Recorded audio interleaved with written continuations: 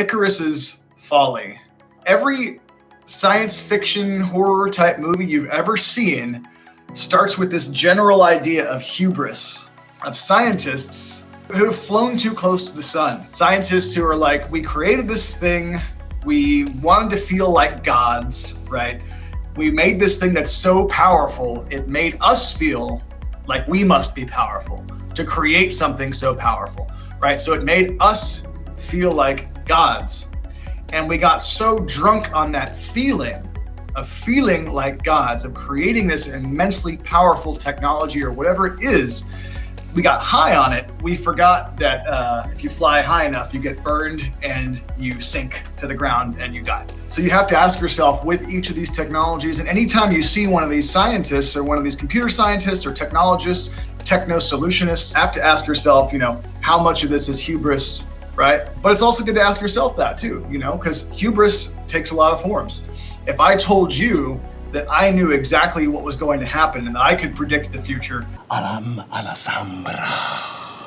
then you should probably stop listening to me, right? If I told you, hey, there's a good chance this might happen, but nobody has any idea, and I'm admitting to you how little I know, that's a good thing. It's good to admit how little we know, and of course, there's that whole Zen mind, beginner's mind. I will tell you that increasingly, I feel very stupid listening to all of these amazing, interesting people, these scientists and philosophers, and it's kind of painful to feel stupid.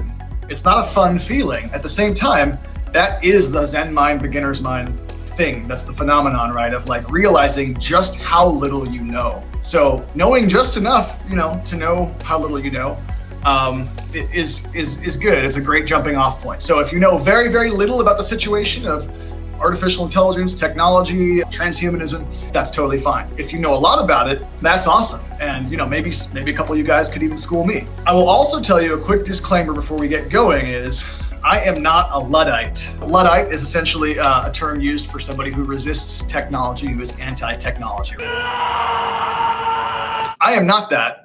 I am ensconced in technology just like everyone else is, but I maybe have a tendency to be a bit more cautious. I am a Taoist by default. I practice Taoist medicine. Chinese medicine is a several thousand-year-old tradition based in understanding the natural rhythms of the earth, understanding things like qi, right? These concepts that are totally bogus and metaphysical to scientific materialists. So I have a healthy appreciation of the natural and to some extent think that it is important to maintain that distinction between natural and artificial, but there are different perspectives on that.